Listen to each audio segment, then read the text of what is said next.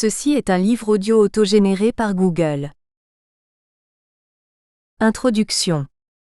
Depuis la fin du XIXe siècle, beaucoup de monographies ont concerné la potamologie régionale de la France. En schématisant, il existe deux écoles, celle des géographes hydrologues et celle des ingénieurs hydrauliciens.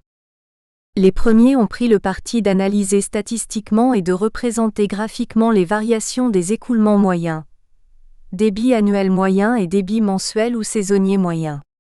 Pour ce qui concerne les définitions de base, comment mesurer et exprimer l'écoulement, nous renvoyons aux ouvrages spécialisés. Nous rappellerons seulement qu'il existe trois formes d'expression. Le débit brut est exprimé en M3S en un point donné du cours d'eau. Il est d'autant plus élevé que le bassin hydrographique est vaste. Le module spécifique rapporte cette valeur à un bassin théorique d'1 km². Aussi s'exprime-t-il en ls km². Le module spécifique est un nombre adimensionnel, indépendant de l'aire du bassin versant. Il permet donc de comparer les écoulements de cours d'eau aux dimensions différentes. Il arrive alors qu'on utilise aussi la lame d'eau écoulée, ou épaisseur de la lame d'eau théorique écoulée par 1 km² de bassin, et de le comparer avec l'apport pluviométrique. La procédure des géographes hydrologues fut et reste la comparaison des écoulements moyens des cours d'eau de toute une région, afin de déterminer où se situent les principales ressources potamologiques. C'est une démarche vitale en matière d'aménagement hydroélectrique ou de transports fluviaux. La même démarche concerne les moyennes saisonnières, ou plus souvent la répartition saisonnière de débit ou modules mensuels. Dans les ouvrages généraux cités en bibliographie, on trouvera des analyses régionales concernant les relations entre la répartition saisonnière de l'écoulement comparée aux températures et aux apports pluviométriques. On a ainsi démontré le rôle saisonnier du gel, qui stocke une partie des précipitations sous forme de neige ou de glace, dont la fonte alimente les cours d'eau en été, régime glaciaire, et au printemps, régime niveau. Le rôle des saisons sèches et humides est fondamental entre les tropiques avec les hautes eaux au solstice et des basses eaux aux équinoxes, régime pluvio-équatorial, ou des hautes eaux associées à l'occurrence des pluies de mousson,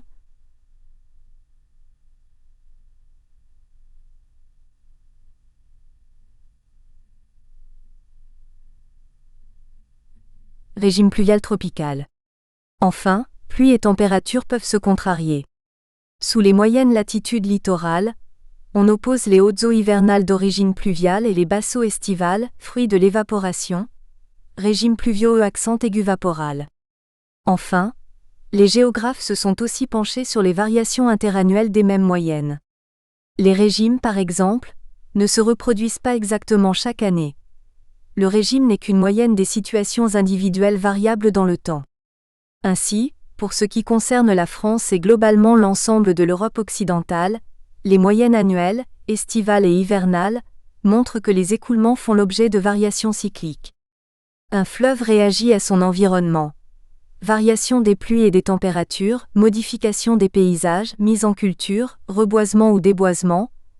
Aussi présente-t-il des humeurs au cours de son existence, car il réagit aux fluctuations climatiques à court et moyen terme. Celles-ci sont apparemment cycliques, sécheresse récurrente du Sahel, série d'années sèches ou pluvieuses. Nous verrons ci-dessous qu'il existe en fait des pseudocycles courts d'une période moyenne de 10 années, et des pseudocycles plus longs d'une périodicité cinquantennale marquée, en France, par les maxima de 1929 et 1980, et les minima de 1947 et 2005. Cette approche a permis de cartographier la répartition de l'abondance moyenne des cours d'eau, et de leur régime. Elle a permis aussi de comprendre les aléas plus ou moins cycliques et de les prévenir. C'est dans ce domaine qu'ont excellé les ingénieurs hydrauliciens. On leur demandait d'analyser le risque, le plus souvent d'inondation, encouru par les riverains des cours d'eau et leurs établissements. On fit appel aux mathématiques de l'événement. À partir de la courbe monotone de longues séries de débits journaliers classés, moyens ou maxima, on isole des seuils au risque d'inondation plus ou moins récurrentes. Le plus souvent utilisé, la loi de Gumbel a permis de calculer des débits ou le plus fréquemment de hauteur d'eau, atteinte et dépassée, de façon à définir des seuils de risque de nuisance. La crue décennale, celle qu'on a une chance sur 10 de rencontrer chaque année, est une crue fréquente mais modérée, dont il est facile de se protéger. Il n'en est pas de même de la crue cinquantennale, une chance sur 50, centennale, une chance sur 100 ou de la crue millénale, une chance sur 1000. La crue qui ravagea Paris en 1910 était une crue centennale, celle qui ravagea Vaison-la-Romaine était une crue tricentennale, une chance sur 300. Dans cet ouvrage, nous allons aussi nous attacher aux extrêmes hydrologiques. Mais qu'entend-on par là ? C'est avant tout un problème de définition. Les crues sont des hautes eaux anormales à la fois pour l'observateur, l'hydrologue et le statisticien. Mais ce ne sont pas forcément des inondations au sens strict, terme qui illustre le moment où l'eau sort de son lit et envahit sa plaine alluviale, avec toutes les nuisances que cela implique. Toutefois, le degré de rareté de ces eaux anormalement hautes est en fait un événement statistiquement remarquable. Il en est de même des étiages qui commencent par des eaux anormalement basses, avant de déboucher sur la pénurie. Sans renier la méthode des hydrauliciens, notre objectif n'est pas de calculer la fréquence théorique des hautes et basses eaux des cours d'eau métropolitains, mais d'effectuer une approche historique des hautes et basses eaux, des inondations et des étiages. Mais il ne s'agit pas d'un livre d'histoire des extrêmes hydrologiques, réalisé à partir des anciennes chroniques, des récits littéraires, des rapports des ingénieurs des ponts et chaussées. Nous conseillons la lecture de l'ouvrage exhaustif de Maurice Champion, Les inondations en France du VIe siècle au XIXe siècle, qui malheureusement s'arrête à 1864, mais qui a été réédité par la CEMAGREF. En 2002. Les crues et les étiages seront donc définis comme des événements statistiques qui sont, à notre point de vue, le seul moyen d'étudier ces extrêmes hydrologiques en toute objectivité. Dans mon cours de master relatif aux risques hydrologiques, j'évoquais ceci. Quand le Yukon connaît une crue cataclysmale et qu'il sort de son lit, cela ne gêne personne et ne fait pas la une des journaux, cela ne reste qu'une crue. La Seine inonda Paris en 1910 et en 1955. Quand la Loire ravagea son val entre Nevers et les ponts de C, 3 fois de suite, en 1846, 1856 et 1866, c'est l'étape supérieure, celle de la très subjective inondation, qui est atteinte. Un événement qui modifie la vie des gens. Pourtant, le 23 janvier 1955, la Seine n'écoulait que 2120 mètres cubes par seconde. C'était beaucoup moins d'eau qu'une crue du Yukon, 15 434 mètres cubes par seconde le 12 juin 1965. Il fallait trouver une valeur adimensionnelle, indépendante de la taille du bassin versant considéré, c'est-à-dire de la longueur de son réseau et de la surface de son bassin hydrographique. Cette valeur, nous avons l'habitude de l'utiliser. C'est le module spécifique, obtenu par le quotient du débit, exprimé en M3S, par l'aire du bassin exprimé en km².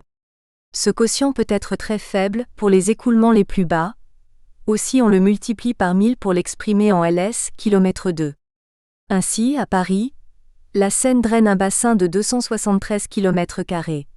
À Eagle, en Alaska, le Yukon draine un bassin de 294 000 km².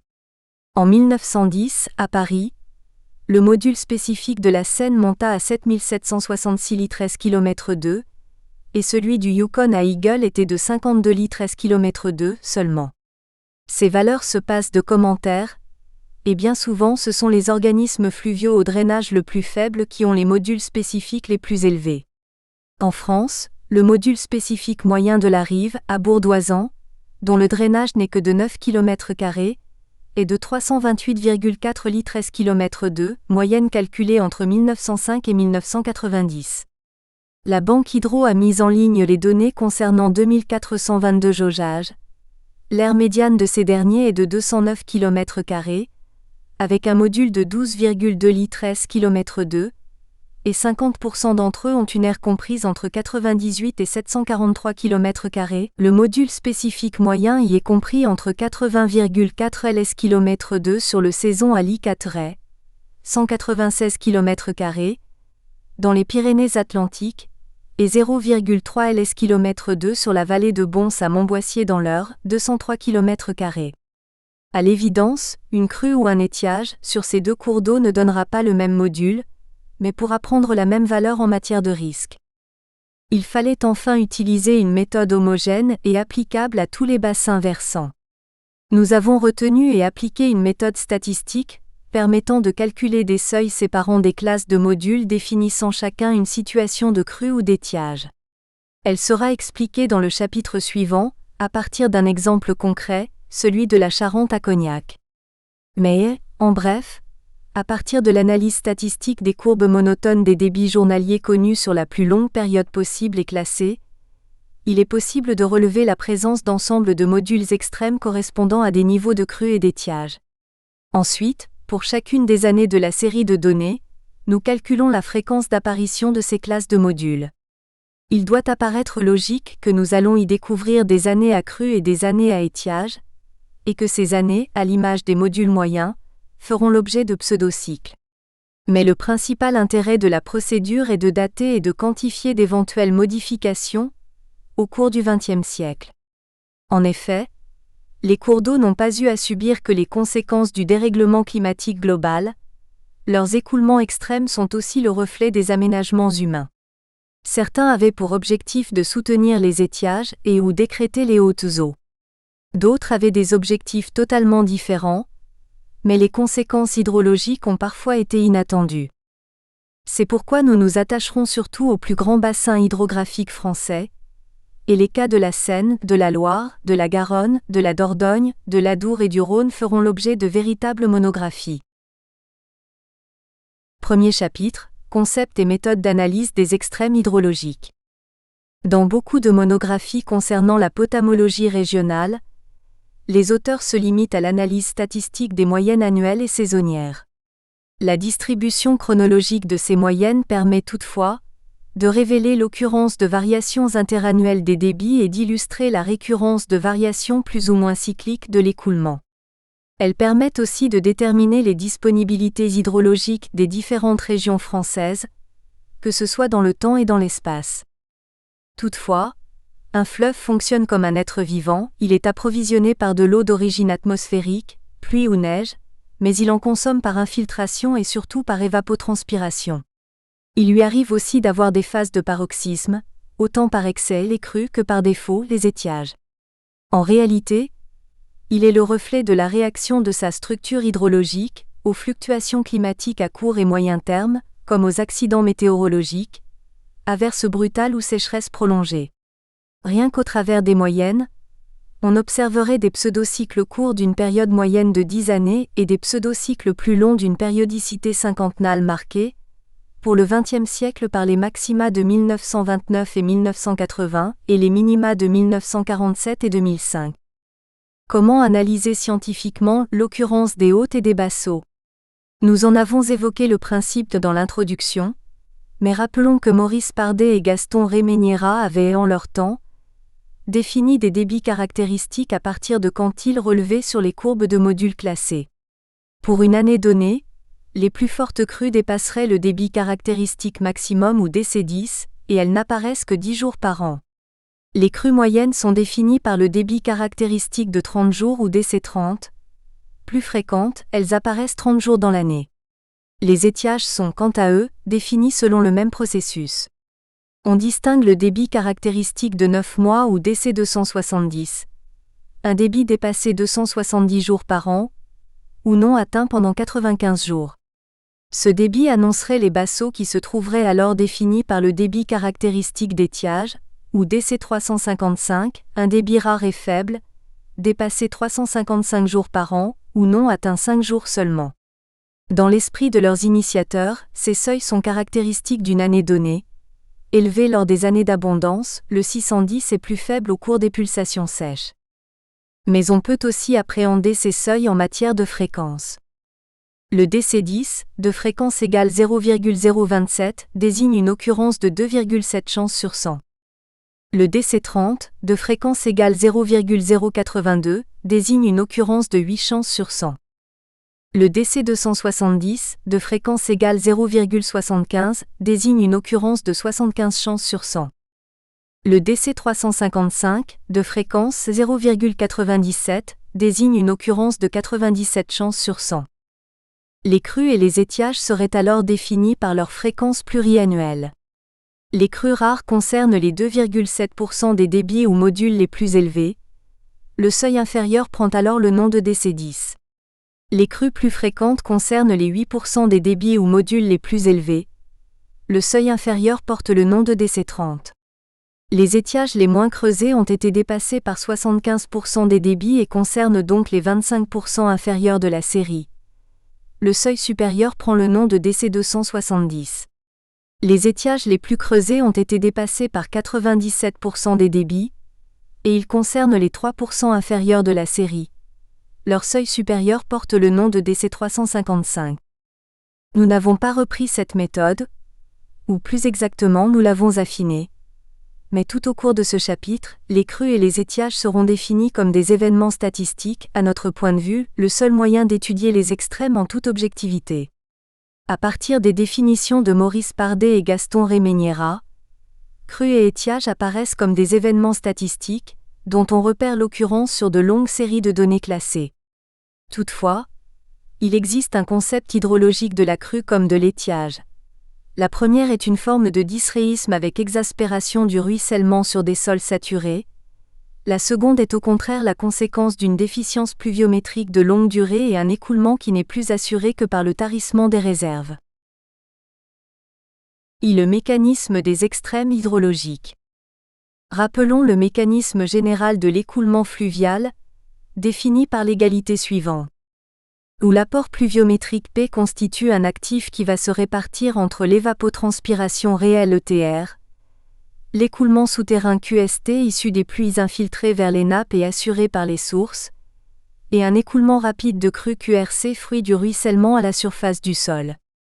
Mais dans une réalité à plus court terme, la relation est plus compliquée et dans le cadre le plus général, celui des cours d'eau de régime pluvio accent aigu vaporal, car dans ce cadre, il faut prendre en compte des réservoirs formés par les nappes phréatiques superficielles ou profondes dont le volume et le débit varient entre l'actif R1 et le passif R2. A. Définition hydrologique de l'étiage. L'étiage correspond aux saisons où le cours d'eau connaît son écoulement le plus bas. C'est en général l'été en milieu tempéré, mais c'est l'hiver en milieu continental froid et en montagne. On peut aussi souligner l'exemple de la sécheresse des étés méditerranéens et du gel de la haute montagne alpine, qui interrompent l'alimentation de façon directe. Ces bassaux apparaissent donc à la suite d'une longue période sans alimentation pluviale, donc sans infiltration et sans ruissellement. À ce moment, la seule alimentation provient du seul tarissement des sources ou écoulement souterrain QST. La relation se réduit à car les rares précipitations P sont annihilées par l'évapotranspiration ETR, tandis que l'écoulement souterrain QST et l'écoulement rapide de crue QRC n'existent plus. L'écoulement n'est plus soutenu que par la vidange des réserves phréatiques R2.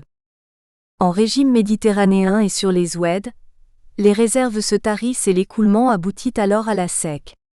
Cette situation peut aussi se réaliser en été pour les cours d'eau de régime océanique.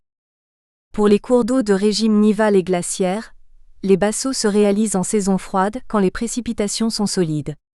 L'écoulement est alors réduit à la vidange de réserves phréatiques, à la fonte des glaces sous leur poids, mais souvent on atteint la sec. Cette situation se produit au cours de l'hiver. Les vrais étiages sont ceux qui apparaissent accidentels et de longue durée comme ce fut le cas en 1975, 1976, 1989, 1990, 1991.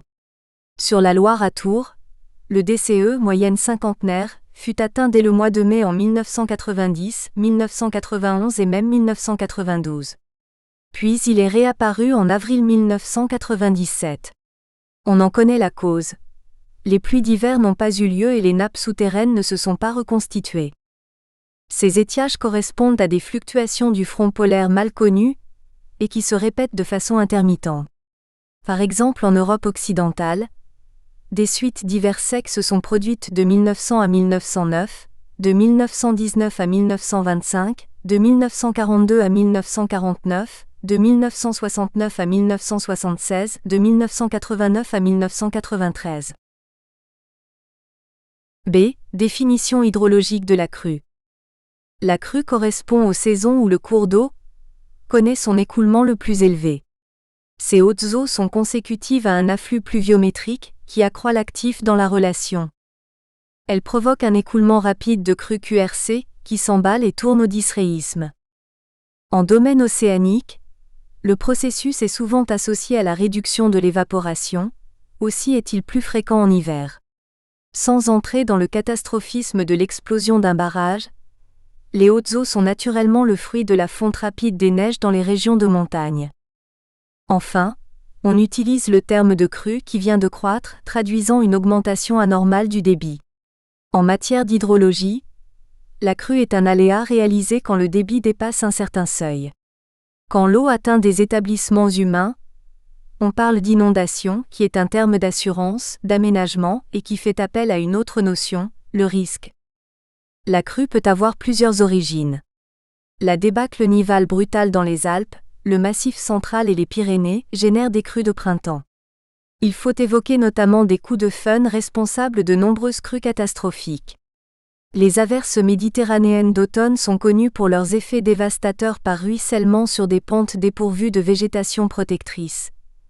Voir celle des Cévennes et du Roussillon sur la Thé en 1940, à Nîmes en 1988, sur l'Ouvèze en 1992, les Corbières en 1999. Ces averses cévenoles peuvent déverser 1000 mm d'eau en moins de 24 heures. Mais dans les milieux océanités de l'Ouest, les pluies de saison froide sur les reliefs peuvent être importantes.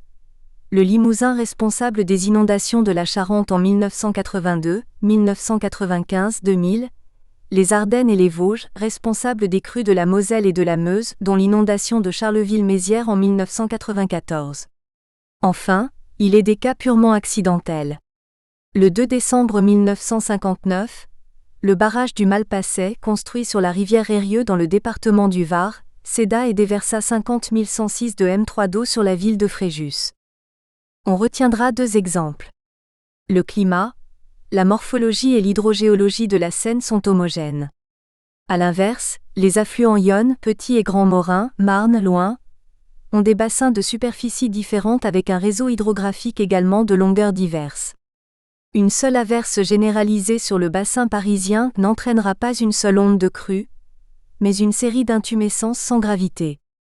Par contre, la répétition de très grosses averses peut saturer l'ensemble de la surface du bassin, l'eau ruisselle partout en même temps, les crues deviennent alors peu à peu coalescentes, le lit devient insuffisant à écouler cette eau, ce qui provoque des inondations graves, mais heureusement rares, 1910 et 1955 pour le XXe siècle.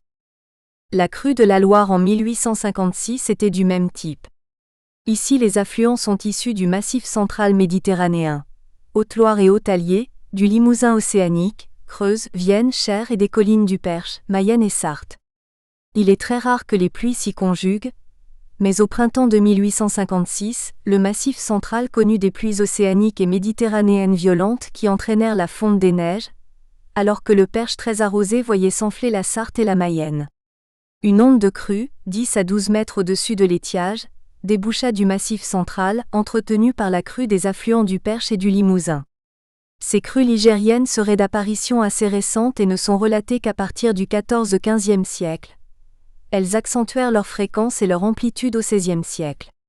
Les maxima furent enregistrés tous les 10 à 15 ans du milieu du XVIIe siècle à 1866, date de la dernière crue catastrophique. Le rôle anthropique est ici évident. Le déboisement du Massif central accentuait la rapidité de la concentration du ruissellement, et la volonté d'enserrer le fleuve entre des digues pour favoriser la navigation amplifiait la hauteur de l'onde de crue qui finissait toujours par rompre les digues. Ces extrêmes ne sont donc pas imprévisibles, et ils entrent dans une logique de fonctionnement et de réponse de la structure hydrologique des bassins versants à des sollicitations extérieures. Parmi elles, la météorologie prédomine, mais les aménagements humains en ont peu à peu modifié l'impact. Afin de le démontrer, il fallait mettre au point la méthode que nous allons expliquer maintenant. 2. Une autre méthode d'analyse statistique. Devant la relative hétérogénéité des fleuves français, il fallait mettre au point une procédure indépendante du milieu, et la méthode statistique est apparue la meilleure. Pour de nombreux fleuves, les séries statistiques sont très longues, par exemple, les débits journaliers de la Loire à Blois et à Montjean sont connus depuis 1863. La courbe monotone des débits classés de la totalité d'une série constitue un ensemble dont l'une des extrémités rassemble des débits de crue et l'autre les débits d'étiage. C'est assez proche de la méthode des débits caractéristiques. Quelle limite choisir ? Nous avons retenu celle des quartiles, document 1.2, car il est à l'évidence que les 50% de débit situés de part et d'autre de la médiane sont assez proches du module interannuel. A l'inverse, le premier quartile, 0 à 25%, rassemble les débits de crue, alors que le dernier quartile regroupe les étiages, 75% à 100%. L'allure de la courbe des débits classée en échelle semi-logarithmique est parabolique concave pour les crues et parabolique convexe pour les étiages, ce qui traduit chaque fois une régression de type exponentiel.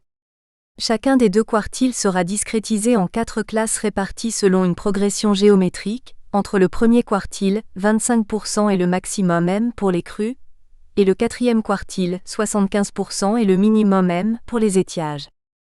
Il suffit de calculer la raison R de régression, soit crue log R égale log max log 25% 4. Étiage, log R égale log 75% log point min 4. Afin d'illustrer l'intérêt de la procédure, nous avons utilisé la Charente à Cognac, un cours d'eau fortement anthropisé, mais dont les débits sont connus depuis 1960. A. Présentation de la Charente à Cognac.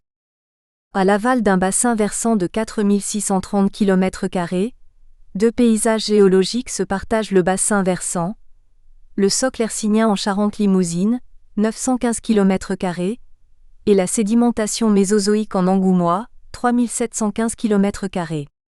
Mais l'ensemble du bassin reste soumis à l'influence du climat océanisé.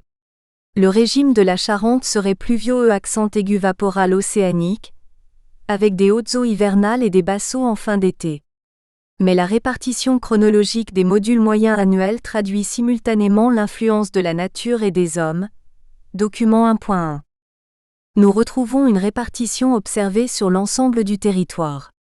L'écoulement a subi l'influence des pulsations pseudo-cycliques des précipitations, ce qui se traduit par des périodes de hautes eaux dans les années 1960, 1980 et 2000, elles-mêmes séparées par des basses eaux au milieu des années 1970, à la fin des années 1980 et au milieu de la première décennie des années 2000. Ceci n'aurait rien d'original si, globalement, les débits n'avaient connu une redoutable décroissance. Sa cause est connue. Le développement exponentiel de la maïculture irriguée depuis 1970 en Poitou-Charentes a provoqué un pompage inopportun dans les nappes profondes du Mésozoïque de l'Angoumois. Ces nappes profondes sont peu accessibles à l'écoulement en été, en temps normal. L'irrigation du maïs connaissant son optimum de juin à septembre, l'écoulement en a globalement souffert. Apparition de la sec, risque d'eutrophisation. Il a fallu construire des barrages de soutien en Charente-Limousine, à Lavaux, 1989, et à Machaban, 1996, afin de retenir les eaux pluviales de saison froide. Il est vrai que depuis 1996, le recul du module semble arrêté. B. La pédagogie des extrêmes à Cognac. Du fait de quelques lacunes dans les relevés quotidiens, ce sont 17 221 débits journaliers qui ont pu être classés entre le 1er janvier 1960 et le 31 décembre 2008. Le document 1.2 rend compte de l'allure de leur courbe monotone. 1 degré, la méthode de calcul des classes d'extrêmes hydrologiques. La Charente a connu sa crue maximale le 22 décembre 1980 avec un débit de 691,4 m3 par seconde et son étiage le plus creux le 13 août 1990 avec seulement 0,17 m3 par seconde. A. Les crues sont donc comprises entre le maximum 691,4 m3 par seconde et le premier quartile 53,4 m3 par seconde. La raison R de la régression est 1 log R égale log max log 25%, 4 2,83 974 1,72 754, 4 égale 0,27 805. 2. R égale 1,89 693. Chaque seuil est obtenu par la formule K égale QR, les 4 classes sont B. Les étiages sont E, compris entre le troisième quartile 9,94 m3 par seconde et le minimum 0,17 m3 par seconde. La raison R de la régression est alors 1 log R égale log 75% log point min, 4 0,99 735 plus 0,77 491, 4 égale 0,44 306. 3, R égale 2,77 373. Soit les 4 classes suivantes. 2 degrés. Les hautes et basses eaux se rapportent respectivement au débit plus grand que 53,4 m3 par seconde et plus petit que 3,58 m3 par seconde. La fréquence, ou nombre de jours où le débit journalier dépassa 53,4 m3 par seconde, concerne des jours de crue selon notre définition statistique. A l'inverse, le nombre de jours où les débits furent inférieurs à 3,58 m3 par seconde se rapporte à des étiages. Le document 1.3 en donne la répartition interannuelle sur les 49 années connues. Les deux graphiques sont très logiquement en opposition de phase. La moyenne lissée permet de distinguer une suite de pseudocycles de hautes eaux, 1965 à 1970, 1977 à 1988, 1994 à 2001 séparés par une autre suite, celle des basses eaux, plus petit que 1965, 1971 à 1976, 1989 à 1993, plus grand que 2001. On peut détailler et chiffrer ces pulsations. Le nombre moyen annuel de hautes eaux est de 92, mais cette fréquence s'est élevée à 148 jours, 1965 à 1970, 113 jours, 1977 à 1988 et 107 jours, 1994 à 2001. La fréquence des crues a connu un repli, et sa tendance linéaire se résume à un recul de 1,5 jours de crue chaque année. Le nombre moyen des jours de basse eau fut de 86, et cette fréquence n'a cessé de croître jusqu'en 1993 sur 27 jours plus grand que 1965, 52 jours, 1971 à 1976, 195 jours, 1989 à 1993 pour se stabiliser, 117 jours après 2002. Cette croissance fut globalement très élevée, plus que le recul du nombre annuel de crues, puisque la tendance linéaire donne 2,5 jours d'étiage supplémentaires chaque année. Le recul de la fréquence annuelle des crues semble apparemment naturel, bien avant l'ouverture des barrages de Lavaux en 1989 et de Machaban en 1998. Mais il est plausible d'envisager un écrêtement artificiel au début du XXIe siècle. À l'inverse, la fréquence des basses eaux a connu un accroissement quasi exponentiel jusqu'en 1993, dans lequel on ne peut qu'évoquer l'amplification des prélèvements agricoles au début des années 1970. On sait que les années 1971 à 1976 et 1989 à 1993 ont connu des forts déficits pluviométriques en Poitou-Charentes. Mais ils n'expliquent pas tout, et ils ont justifié la construction des réservoirs destinés à soutenir les débits de l'été. On notera que le seuil de 3,58 m3 par seconde est généralement dépassé avant 1971. Les 166 jours d'étiage en 1961 sont exceptionnels. Après 1971, il n'y a que l'année 1977 où ce débit fut dépassé tous les jours. Le vide de 1997 correspond à une lacune déjaugeage. Entre 1970 et 1989, ouverture de Lavaux, le nombre de jours d'étiage s'accrut en moyenne de 8 jours chaque année. Par la suite, le soutien des deux retenues provoqua un repli de la durée des étiages de 5 jours annuels, montrant l'efficacité relative du procédé. Les retenues sont confrontées à de graves problèmes d'eutrophisation. A. La discrétisation permet une meilleure approche des hautes eaux, document 1.4. La suite de pseudocycles de hautes eaux, 1965 à 1970, 1977 à 1988, 1994 à 2001 reste indifférencié malgré la discrétisation, ce qui est le garant d'une fluctuation naturelle. Mais cette discrétisation permet de distinguer les crues rares des crues fréquentes.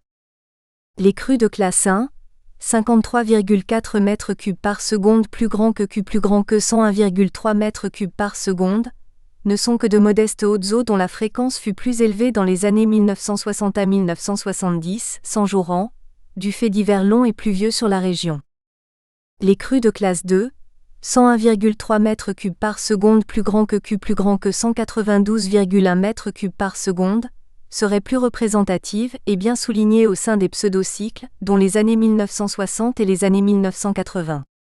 Surtout, la fréquence moyenne évoque la stabilité, 36 jours an de 1965 à 1970 et de 1977 à 1988, et 33 jours ans entre 1994 et 2001. Les crues de classe 3, 192,1 m3 par seconde plus grand que 364,5 m3 par seconde, évoquent la même contrainte, 11 jours ans de 1965 à 1970 et de 1977 à 1988 et 12 jours ans entre 1994 et 2001. Mais ce ne sont pas des crues rares, puisqu'on en rencontra 36 années sur 49. Enfin, les crues de classe 4, 364,5 m3 par seconde plus grand que 391,4 m3 par seconde, se sont produites à peu près tous les 10 ans. Elles marquèrent principalement 1961 7 jours, 1982 9 jours, 1994 8 jours et 2000 8 jours. Ce sont des événements assez rares, mais qui se répètent avec une certaine régularité. De cette assez bonne régularité dans l'occurrence des hautes eaux, on conclura à une modeste influence des aménagements anthropiques, les hautes eaux restant tributaires d'un haut bassin versant limousin, aquicloud, soumis à la pseudo-cyclicité des précipitations. B. Cette discrétisation souligne et précise l'occurrence des étiages, document 1.5.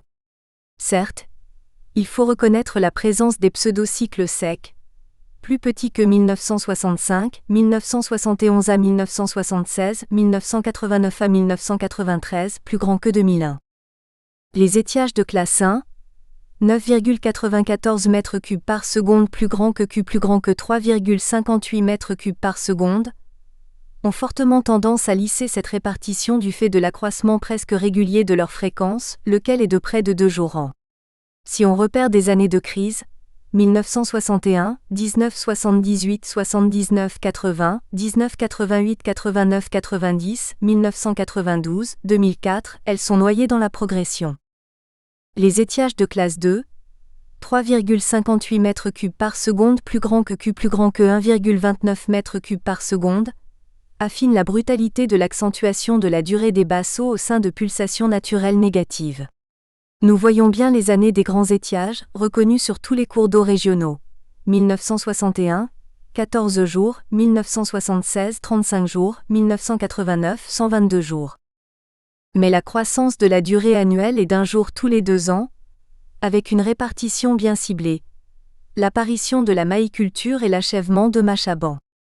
Les étiages de classe 3, 1,29 m3 par seconde plus grand que 0,47 m3 par seconde, n'ajoutent qu'une précision. Des étiages maximaux lors de la conjonction d'années de sécheresse et de production massive de maïs et de protéagineux par irrigation estivale, 1987 à 1995. Les étiages de classe 4, 0,47 m3 par seconde plus grand que 0,17 m3 par seconde, sont d'une extrême rareté, mais centrés sur 1990 et 1991, au plus creux de la conjoncture précédente. Nous retrouverons des cas identiques à la Charente. Mais cet exemple nous a ici permis de préciser l'objectif de notre approche scientifique et d'en extraire le fond de la problématique. Cette définition purement artificielle et statistique des hautes et basses eaux ouvre 2 voies. Elle permet la recherche des fluctuations hydroclimatiques de l'écoulement, en repérant les chronologies des événements, et essayant de les rattacher à des événements pluvieux parfaitement connus. Elle permet aussi d'appréhender le rôle de la structure hydrologique, notamment la réponse du bassin versant aux sollicitations climatiques. Mais elle offre surtout la possibilité de découvrir et de démontrer, voire de chiffrer, les conséquences des aménagements humains sur les hydrosystèmes. Dans le cas de la Charente, il s'agit de l'irrigation. Ailleurs, nous évoquerons le rôle des aménagements hydroélectriques et des aménagements liés à la navigation. Deuxième chapitre, regard sur les extrêmes hydrologiques. Les rivières à régime pluvio accent aigu vaporal dominent, avec plus de 60% des jaugeages. Dans ces cas de figure, l'origine des crues et des étiages relève principalement des variations pluviométriques et thermiques saisonnières et interannuelles. Toutefois, ce mode de régime saisonnier se décline en 2 cas de figure.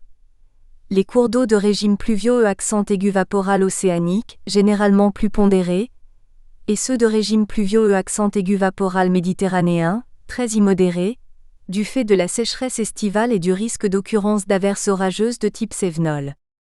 Du fait de la position occidentale de la France, d'une façade maritime largement ouverte aux perturbations frontales, et de relief plutôt situé dans la partie orientale du pays, les régimes pluvio-océaniques et leur dégradation pluvio-nivale et nivo-pluvial l'emportent largement de la frontière allemande à la frontière espagnole, avec près de 80% des jaugeages.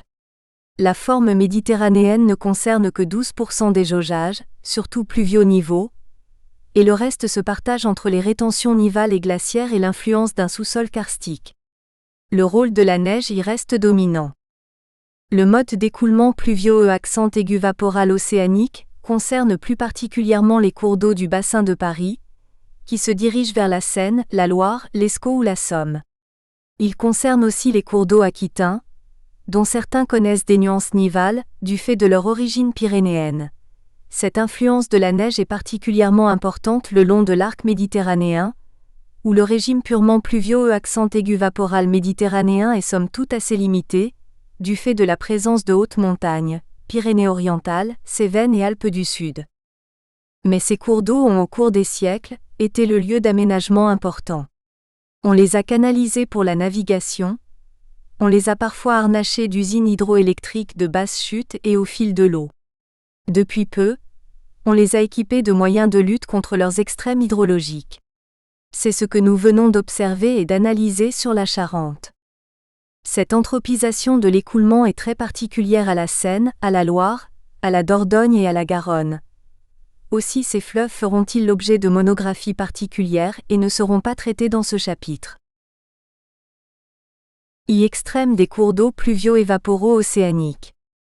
La Charente en a représenté un exemple très pédagogique. Sur cet organisme fluvial, l'ampleur et la durée des crues hivernales et des étiages estivaux varient au gré des pulsations pluviométriques, qu'on appellera aussi pseudocycle pluviométrique du fait d'une fréquence irrégulièrement répartie dans le temps.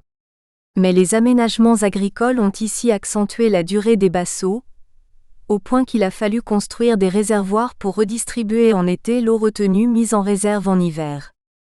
Comme la méthode que nous utilisons n'a de sens que si les débits sont relevés depuis au moins 3 décennies, une normale, nous n'évoquerons que les exemples de la Vilaine, de la Somme, de la Meuse, de la Moselle, de l'Adour et du Gave de Pau, la Charente ayant déjà été traitée. A. Les extrêmes hydrologiques de la Vilaine. À Rieux, dans le Morbihan en aval de Redon, où on le jauge depuis 1970, ce fleuve côtier draine un bassin versant de 10 100 km².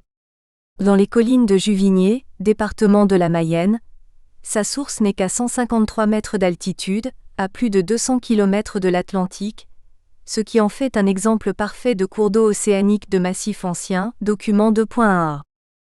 1 degré, l'hydrologie générale de la Vilaine à Rieux. Les hautes eaux connaissent un maximum de février et les basses eaux un minimum d'août. L'hydrologie se retrouve donc sous la contrainte des précipitations d'hiver et de la chaleur des étés. Toutefois, les fluctuations interannuelles des températures sont moins marquées que celles des pluies. Les débits interannuels sont en réalité sous la domination des pluies d'hiver, documents 2.1b et c. À cet effet, nous avons retenu la station la plus proche, celle de Rennes. Or, les précipitations y ont augmenté de 14,3 mm an à Rennes, et l'on s'aperçoit que l'écoulement a lui-même connu une croissance linéaire de ses débits de 5,5 m3 par seconde tous les 10 ans, laquelle va dans le sens que nous avons indiqué. À l'évidence, les pulsations interannuelles de l'écoulement sont calquées sur celles des précipitations rennaises. 11 pulsations courtes d'une durée de 7 ans en moyenne et 40 pulsations longues de 20 ans de longueur d'onde. Ce sont des fréquences que nous retrouverons fréquemment, et qui correspondent à des pseudocycles pluviométriques dont les minima marquèrent fortement le XXe siècle par des sécheresses qui frappèrent les mémoires. 1921, 1949, 1964, 1976, 2003. À l'inverse, les maxima ont généré des crues importantes. 1910, 1940, 1955, 1982, 1999. La Vilaine connut ainsi des hautes eaux en 1982, 1988, 1994 à 1995, 1999 à 2000. 2 degrés, les crues de la Vilaine à Rieux, selon notre définition, Le premier quartile des débits journaliers classés regroupe des crues dont les débits sont compris entre 89 et 1430 m3 par seconde et dont la discrétisation se répartit selon 4 classes, document 2.2. La périodicité des crues, ou débit plus grand que 89 m3 par seconde, se calque sur celle des précipitations à Rennes, avec un allongement au début des années 1980 et des années 1990 et à la fin du XXe siècle. Les débits maximums ont eu lieu à la fin du mois de janvier 1995, en décembre 1999 et janvier 2000, et en février 1988. La discrétisation en précise les effets. Les crues de classe 4 ont surtout intéressé la fin du XXe siècle, pour disparaître au cours du siècle suivant. Ce sont celles qui avaient inondé à plusieurs reprises la basse ville de Redon. Leur croissance linéaire de 3 jours par siècle n'a pas de sens. Les crues de classe 3 ont inversement couvert l'ensemble de la période, avec une fréquence accrue à la fin du XXe siècle. Ce sont des débits dont la tendance est à la croissance, 1,6 jours par décennie sur près de 40 ans. Les crues de classe 2 avaient surtout marqué les années 1970 à 1980, avec notamment les crues de 1982, générales dans l'Ouest et observées sur la Charente. Elles marquent un palier, croissance négligeable de 6 jours par siècle, et peut-être au profit des crues de classe 3. Enfin, les crues de classe 1, moins graves donc plus fréquentes, très marquées dans les années 1970 à 1980, ont vu leur durée légèrement reculer de 2,3 jours tous les 10 ans. Nous observons un processus que nous retrouverons sur les affluents armoricains et vendéens de la Loire. Une aggravation de la fréquence des crues les plus dangereuses aux dépens des crues moyennes. 3 degrés, les étiages de la Vilaine à Rieux, ce sont les débits du 4e quartile des débits classés, compris entre 0,04 et 11,2 m3 par seconde, document 2.3. La durée globale des étiages, Q plus petit que 11,2 m3 par seconde, reflète les vaches maigres des pseudocycles pluviométriques, début des années 1970, milieu des années 1980, début des années 1990 et des années 2000. Mais la tendance linéaire révèle un assez fort recul, 1,8 jours par décennie. Les étiages de classe 1 reflètent le même profil et la même tendance. Il y eut des étiages marqués dans les années 1970 et 1990, mais la tendance est assez clairement au recul des fréquences, moins 1,4 JRS 10 ans. La moyenne lissée tend à se confondre avec la tendance linéaire. Cette tendance s'accuse avec la classe 2. Ces faibles débits n'ont été atteints qu'au milieu des années 1970, sécheresse de 1976, et au début des années 1990, sécheresse de 1989 à 1990. Le repli est net, 1 journée tous les 10 ans. Enfin, les étiages de classe 3 et 4 n'ont concerné que 1976. Certes, c'est une tendance conforme à l'évolution pluviométrique, mais le recul est trop net pour être seulement naturel. 4 degrés, rôle des aménagements du fleuve. C'est à la fin du XVIIIe siècle que l'on commença à aménager la Vilaine pour la navigation par un système de barrages et d'écluses à redons et vitrées, puis par des canaux de jonction vers la Rance et la Mayenne. Mais les principaux aménagements visèrent à lutter contre les crues, dont la hauteur et la fréquence augmentaient du fait de la destruction du bocage et de l'accroissement du ruissellement sur les roches anciennes à Cuiclouds, les schistes du Brie auvergnat notamment. Un barrage fut donc élevé à Arzal près de l'embouchure, dans les années 1970. Il doit canaliser les crues régulières de la Vilaine occasionnées par les remontées des eaux de marée, qui limitaient fortement l'écoulement des eaux fluviales. Ce barrage doit concilier 2 objectifs. En période d'étiage estivale, le plan d'eau situé en aval doit être suffisamment haut pour permettre l'alimentation des stations littorales en eau potable. Ainsi s'explique le recul de la durée des étiages, cette rétention se faisant vers l'amont par le biais des écluses destinées à la navigation, réduite à la plaisance. En période de crue hivernale, le barrage doit inversement évacuer le plus possible d'eau pluviale pendant la marée basse. Très vite, ce barrage d'Arzal est apparu insuffisant. Il ne parvient pas à évacuer les eaux de ruissellement nées de l'ouverture du bocage et à éviter les inondations hivernales de la basse Vilaine, 1982, 1988, 1994, 1999, 2000. Aussi, 3 autres barrages ont été édifiés près de Vitré. Le barrage de la Vallière, qui a été mis en eau en 1978, permet surtout de produire de l'eau potable. Le barrage de Haute-Vilaine, à la Chapelle-Herbré, ouvert en 1982, protège Rennes contre les crues hivernales. Mais il assure aussi la production d'eau potable et constitue un espace ludique. Aussi reste-t-il en eau en été. Enfin, en 1995, fut aménagé le barrage de Villaumur afin de produire de l'eau potable, de protéger Redon et sa région contre les crues de ruissellement, et de soutenir les débits d'étiage. Ces barrages et surtout celui d'Arzal, ont eu un impact négatif sur les hydrosystèmes, pollution, eutrophisation, rupture des liens amont-aval et surtout milieu marin et milieu fluvial.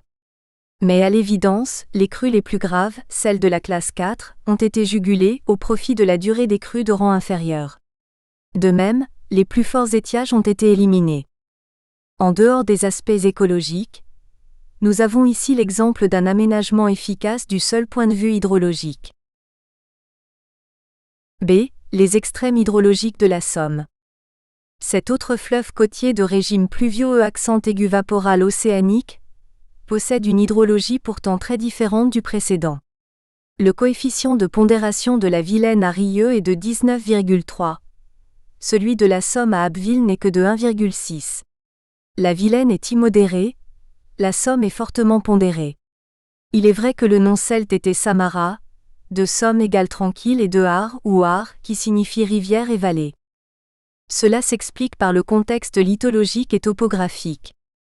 En aval d'Amiens, le tracé de la vallée de la Somme s'inscrit dans un synclinal de direction sud-armoricaine entre les anticlinaux de l'Artois et du Boulonnais. Les falaises qui limitent la Picardie vers la Manche rendent compte de l'épaisseur et de la massivité de la craie. L'eau s'y infiltre au travers de la couverture de limon et constitue une nappe phréatique profonde. Les puits des interfluves dépassent 50 mètres. Cette nappe affleure dans le lit mineur et assure la pérennité et la pondération de l'écoulement. Mais la Somme ne prend sa source qu'à 86 mètres d'altitude seulement, près de Font-Somme. Sur un peu plus de 200 km de cours, la dénivellation s'y abaisse de moins. Nous espérons que vous avez apprécié cet aperçu. Pour continuer à écouter ce livre audio sur Google Play Livres, utilisez le lien dans la description de la vidéo.